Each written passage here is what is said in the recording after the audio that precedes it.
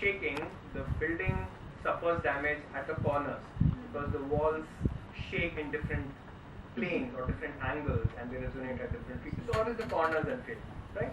This doesn't have a corner. So it's like that joke when this guy was told to sit in a corner in a circular building and he went round and round. Now, that's what you're doing to the earthquake. You're trying to tell the movement to find a place where two different kind of frequency waves converge, and you don't find that.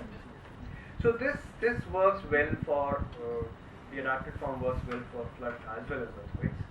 It's been done for generations in these parts. Yeah?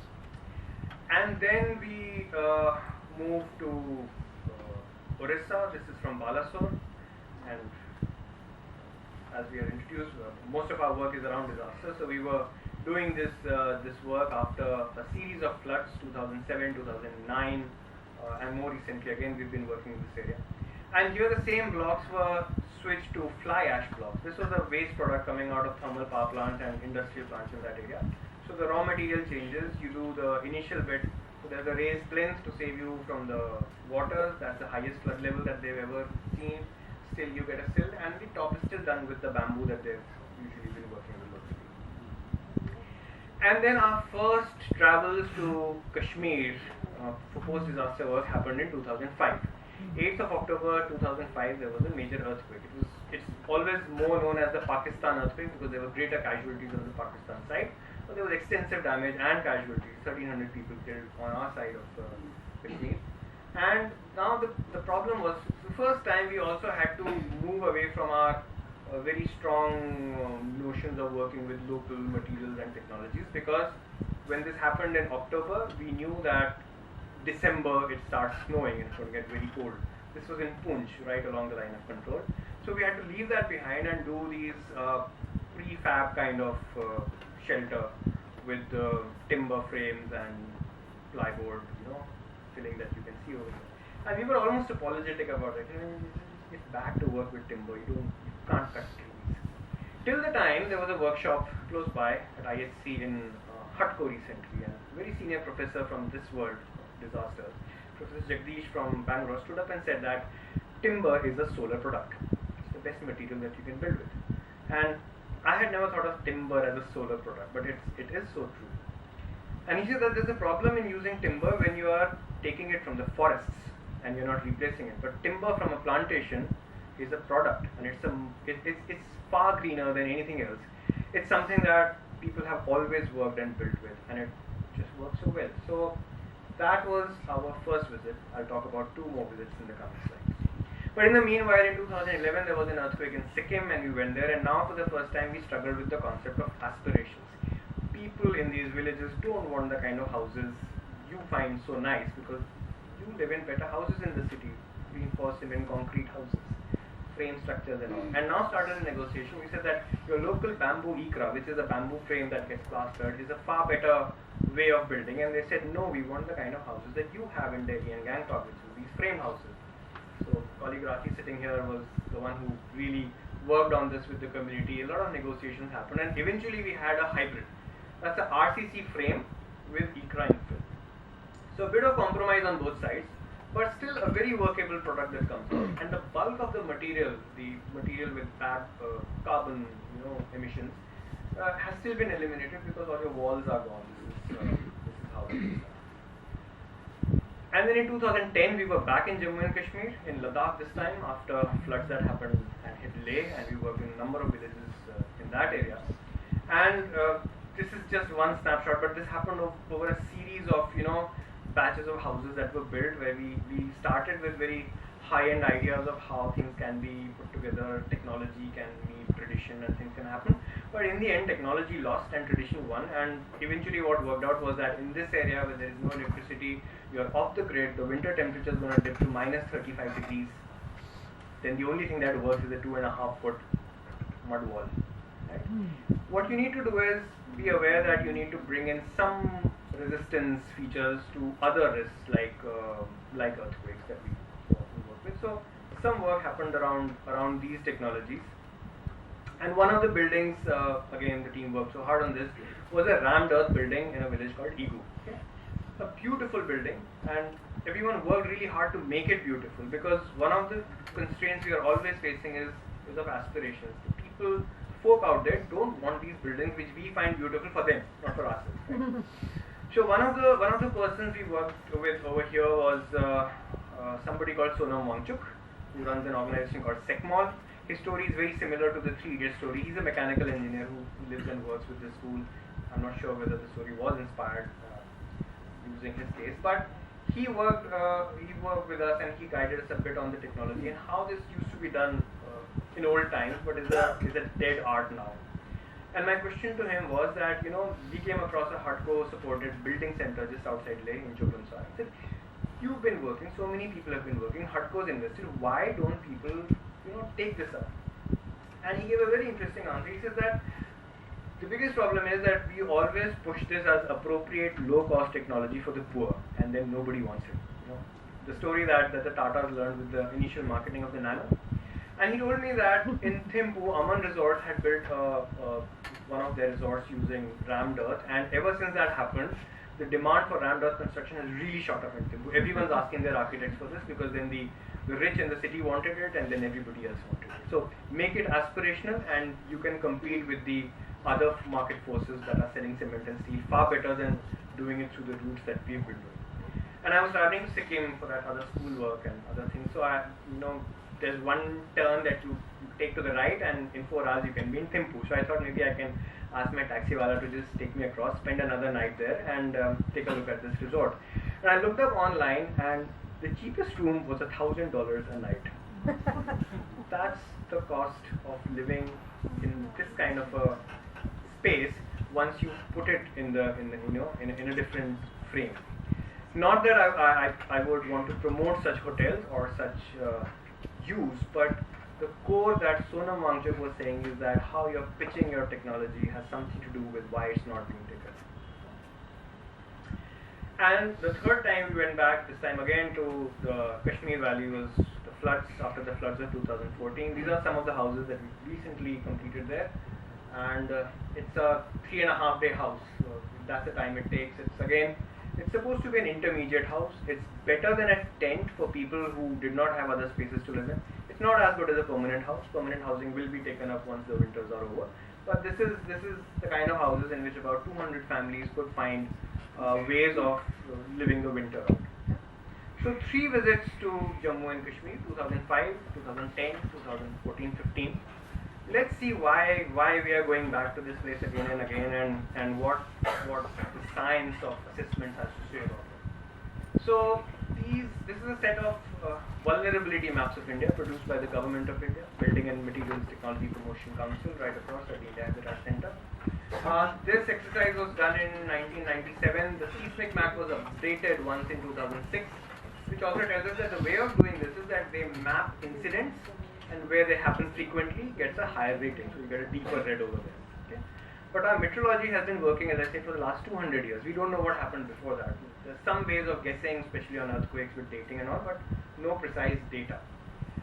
To your right, at the bottom, is the flood vulnerability map of India. Kashmir is a clean state, no problems with Kashmir. That's what our records tell us. Okay? 2 of our 3 visits to Kashmir were because of floods, which don't show up here. The blue map talks about wind hazards, and you'll be surprised to see that Ladakh is the riskiest place in the country when it comes to winds. And actually, there's a science behind it. Meteorology has been tracking these storms, and you'll be surprised that a couple of years ago there was a officially declared cyclone in Kashmir, and they had to declare it as a cyclone because there was no other way of dispersing relief. The calamity relief fund ties you down to cyclones. But strong winds is a hazard over there, so well taken, no issues with that. When you come to earthquakes, it's zone 4, which is fine, but the deep red spot that you see, one you see left of Srinagar is where the 2005 earthquake had happened. But now the other areas are relatively safer. Fine. Let's now switch back to what we've been seeing when we move around. We're moving away from our own projects again. This is a wall in a monastery called Lama Yuru. Some of my friends have been there, and for those who haven't and would ever travel to Leh, I highly recommend that instead of flying or taking the Manali route, you should go to Srinagar and then take the road to Leh, because the landscape changes every 50 kilometers, and you find beautiful things to see. And Lamayuru is a great place to have a mid-halt. You can spend a night there, and the next day you are in Leh. Okay? So you stay there, and there's a very nice guest house which is run by the youth from the monastery. And this wall, in an area which, according to our maps, says there have been no major earthquakes over here, is a beautiful example of seismic design. The configuration of the wall, the band that is running in between, that's what we study in earthquake engineering. Travel a little further. On the second day, as you move towards Leh, you will cross Alchi, which is a World Heritage Site, and then there is this fort, Hill Fort of Basco. And this is a wall in Basco. And this is it's the exact drawing that I have seen in material produced by the Earthquake Engineering Department of IIT Roorkee. And this was built in 1860. Now somebody in Basco knew that they are vulnerable to earthquakes, which to the extent that we don't know, our maps still don't tell us. And somebody in Basco knew how to deal with that through design and technology. So there's something that we are missing in our scheme of things in our plans. And lastly, this is from a study by, this picture is from Randolph Langenbach, who did a study for UNESCO after the 2005 earthquake. It was titled "Don't Tear Them Down," because at that time there was a movement that old buildings are bad, very old buildings are very vulnerable, demolish them, build new structures. And he argued that this is beautiful seismic engineering. And not just this, I've seen the exact configurations in Japan, I've seen them in the US in old traditional buildings, where you break the plane down into smaller units and you triangulate them. The triangle is the strongest form that can hold things together in a plane, which is why shaky tables are just given those triangular joints and made stiff. So that's beautiful technology that moves and creaks when there's an earthquake. Some of the mud, dried earth frays and falls, so the building doesn't come down. But what we've seen, unfortunately, in the most recent floods is that even these buildings in the Pulwama, when you travel from Srinagar to Pulwama, you find these buildings that have been now damaged by floods. So, partly, the question that's not been fully answered is that is there greater variability in the climate that is changing the paradigms, and we need to look at that slightly more differently. And at times it is variability in our own development patterns, where we are channeling water where it was not supposed to go, it did not go, and these concepts of living with risk were designed around very natural ways of looking at earthquakes, cyclones, windstorms, floods, and so on. That's what Akshay will be speaking about in a few minutes. And this is the scene that we've seen twice in these visits, 2010 and once again in 2014. And I'd like to conclude just by saying that everything that we've learned from the fuel rods of Chhatapur to the Dhaji Diwari and Koti Banal buildings that can handle earthquakes better than anything else, to a lot of the stuff that we spoke about in the flood domain, that the only way to deal with water is to let it flow. And very interestingly, the same Chhatapur area is where Bihar is where India has been pumping a lot of money for the last 6 decades in building embankments. And data shows that the floods have only got worse over this time. And ever since North European floods of 1997, Germany and Poland have been working very hard to demolish their embankments and learning to live with risk rather than fighting it. What we've done so far is we've renamed our flood program from flood control to flood management. But I guess there's still a lot more to be understood below that on living with risk. Thank you very much.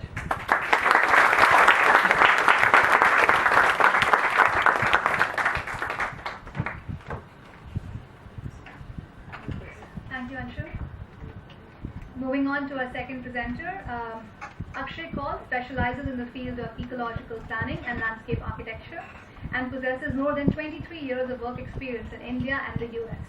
Akshay received his master's degree in landscape architecture from College of Environmental Science and Forestry, State University of New York in 1992, and worked with the world-renowned office of Peter Walker William Johnson and Partners before returning to India in 1994.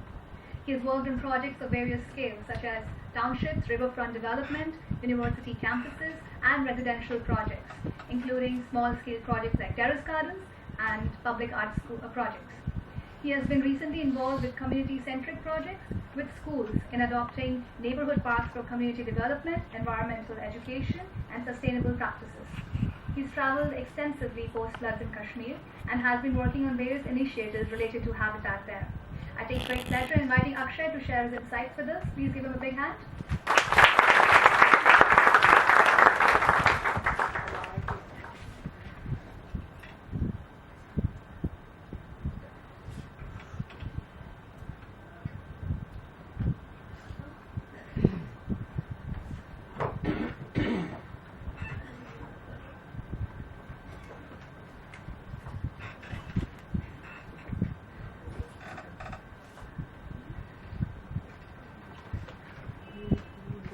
Firstly, a big thank you to Professor Chishti and for agreeing to do this issue-based presentation, even though I've presented here before my projects.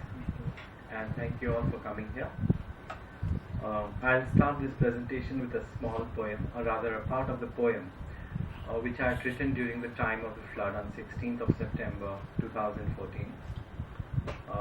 The other part of the presentation will take you through why is Kashmir a fragile ecosystem and what happens in such ecosystems over a period of time.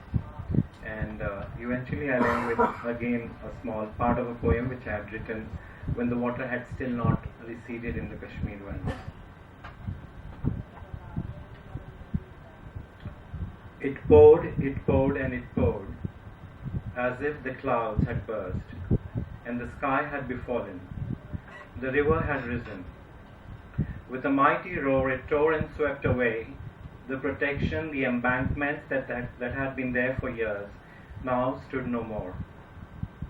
Numbing cold water instead now entered the streets, houses sank, floor by floor, villages and cities were washed away on all scores. Fragmented in time, the disjointed lakes could no more hold itself or its shores. The 2014 deluge had left not a single soul.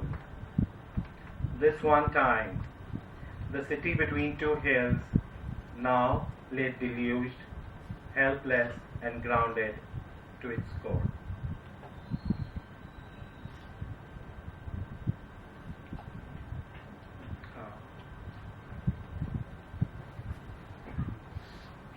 So this is the scene during the floods, and the slide on top shows before the flood, and this is during the floods. This is River Jhelum, and it flows through the old city over here. I think around 1902 or 1903 there was a big flood, and the Maharaja then consulted a French engineer, and this is the Padshahi Bagh area, and a spill channel was created to divert the flood off into what is here a huge wetland area over there. But you see this is completely filled, inundated during the flood this time. This is the main civic center of the city that was again completely inundated. This is the Dal Lake.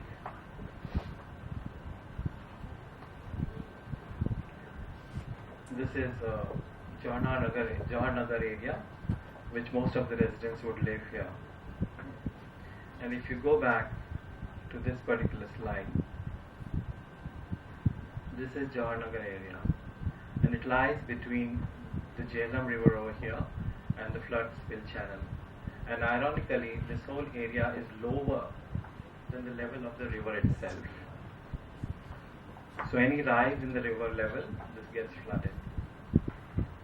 And what I want to draw your attention is that the floods in Kashmir, I thought, I had never seen floods in Kashmir, so in my lifetime of 50 years almost, it was something new to me. But when I researched, I couldn't believe that there had always been floods in Kashmir intermittently. The documented floods that I saw was in 1843. So it's all written and documented what happened during those floods. So it's not something that is happening there for the first time. It has been happening again and again and again. So it's not something new.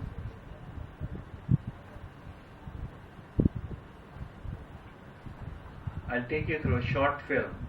On the left, you see before the flood, and here what's happening.